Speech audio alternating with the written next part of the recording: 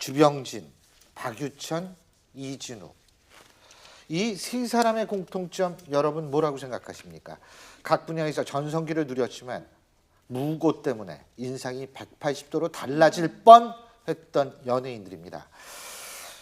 이게 유독 연예인의 유명세를 악용한 건가요? 김 박사님, 이런 케이스를 어떻게 봐요? 이제 결국은 그렇죠. 결국은 그렇고 뭐 지금 뭐 현재 뭐 이진욱 씨 같은 경우도 지금 이 여성이 어떤 무고의 이유가 뭐냐, 지금 뭐 현재까지 그 여성이 돈을 요구한 게 없으니까 이게 뭐냐 뭐 이런 얘기 나오지만 결국은 돈이거든요.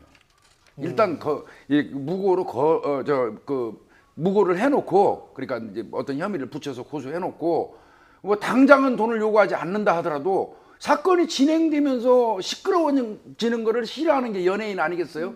연예인은 유무죄를 따지는 게 아니거든요. 그 사람의 이미지로 밥을 먹고 사는 사람들이에요. 이미지가 중요하거든요. 그 이미지에 훼손이 간다면 연예인들한테는 최고의 치명타 아니겠습니까?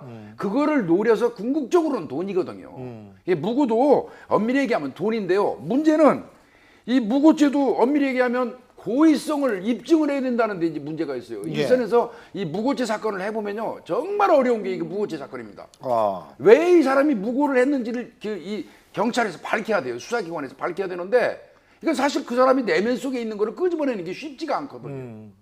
예, 그래서 그러다 보니까 사실 기소가 별로 안 돼요.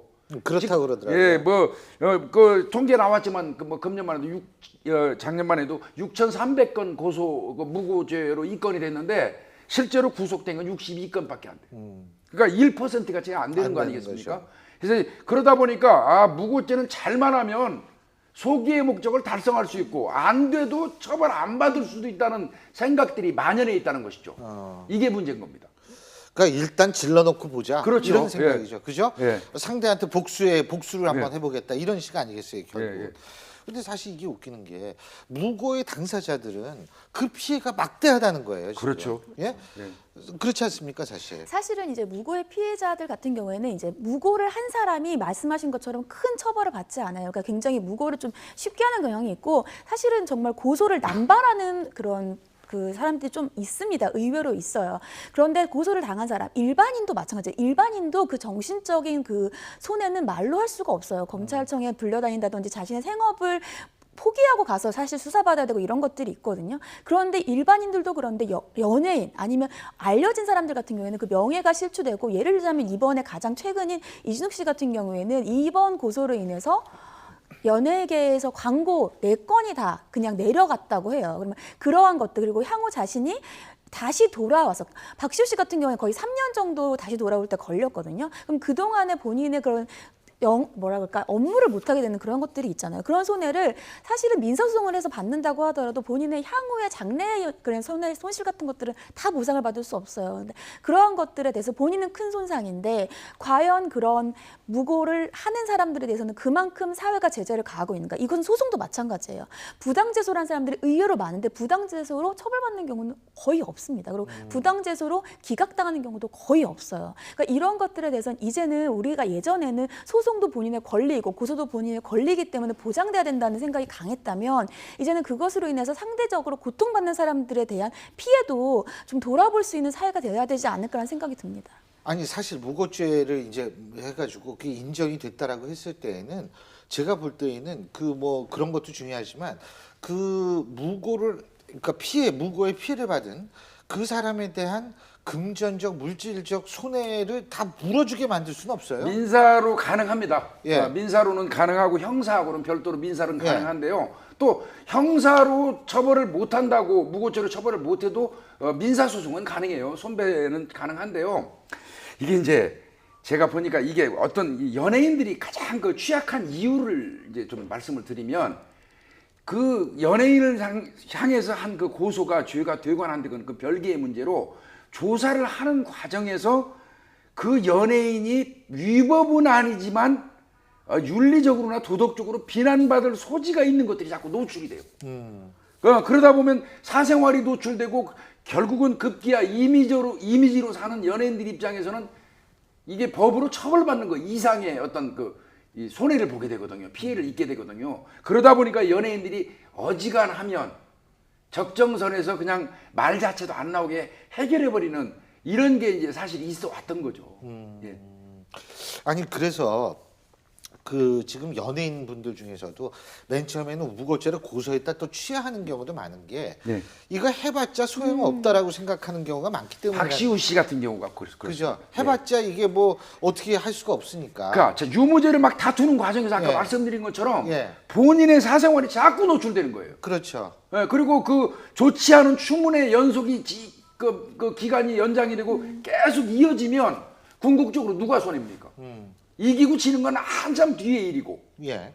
그 진행하는 과정에서 그 연예인은 그 회복할 수 없는 피해를 입게 되거든요. 예. 그러다 보니까 그냥 서로 빨리빨리 없는 걸로 하자고 정리해버리는 이런 현상이 오는 것이죠. 예. 자, 이것도 이제 그 신승남 전 검찰총장 있었죠. 예, 예. 성추행 혐의로 고소를 당했다가 혐의를 벗었는데 어제 그 골프장 관계자들을 증거 조작 혐의로 고소를 했다고 예, 그러더라고요. 예. 예. 그 신 총장 전 그 검찰총장이 아마 포천 쪽에서 그 골프장을 하는 걸 알고 있어요. 예.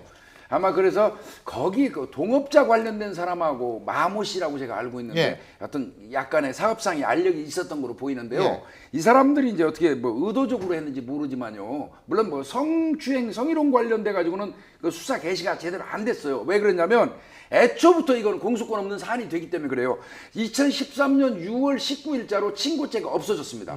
친고죄가 없어졌는데 이 사건을 고소한 여성은 그 날짜를 언제로 했냐면 자기가 성희롱, 성폭행을 당했다는 날짜를 성추행입니다. 예, 성추행. 2013년 6월 22일로 명기해가지고 고소를 했어요. 예. 그러니까 이제 이거는 친고죄가 이제 폐지된 이후에 이제 고소할 수 있는 게 되잖아요. 예. 근데 실제 알아봤더니 한 달 전이에요. 2013년 5월 22일 날 그런 일이 있었던 거예요.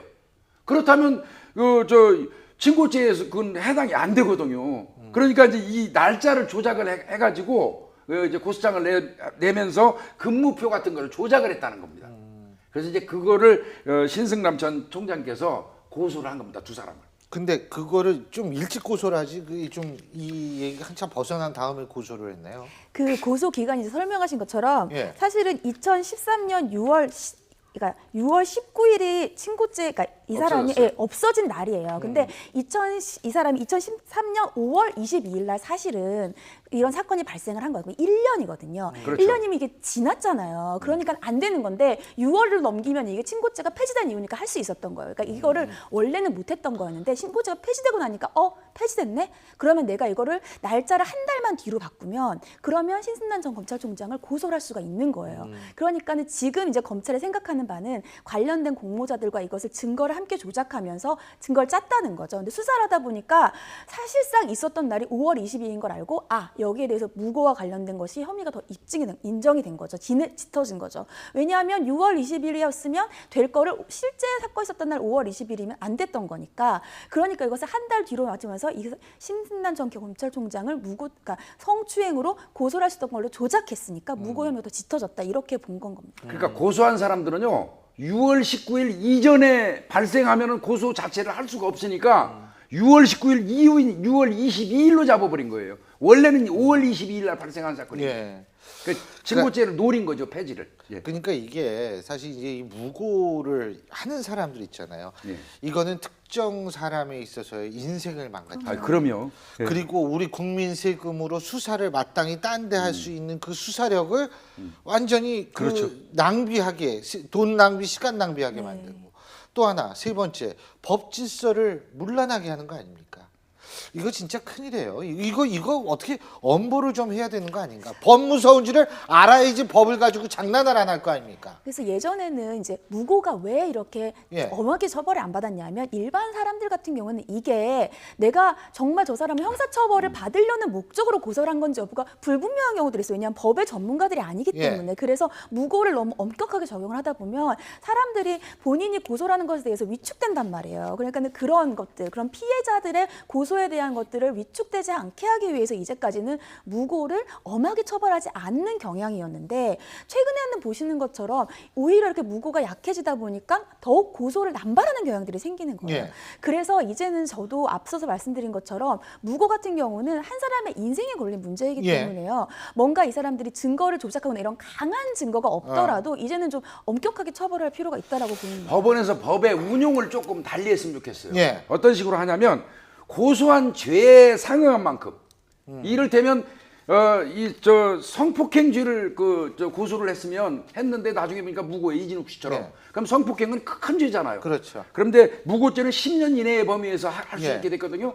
그러면 그 중에서 성폭행은 큰 죄고 무고도 그리고 뭐 다른 죄 뭐 경한죄를 예. 또 무고로 했으면 그 경한만큼 아, 이거 큰 죄로 고소했으면 그러니까 큰 거만큼 무고에 대상되는 범죄와 예, 예. 상응한 만큼을 그냥 해야 그래서 된다 이거죠. 예, 법원에서 그 법의 어떤 운용을 맞습니다. 좀 그렇게 해주면 어떨까? 이거 하는 그대로 생각이 두면 안 될 것 같아요. 예. 너무나 큰 피해자들이 계속 양산되고 있기 때문에 예 그렇게 우리가 좀 만들어야 될 것 같다는 생각이 듭니다.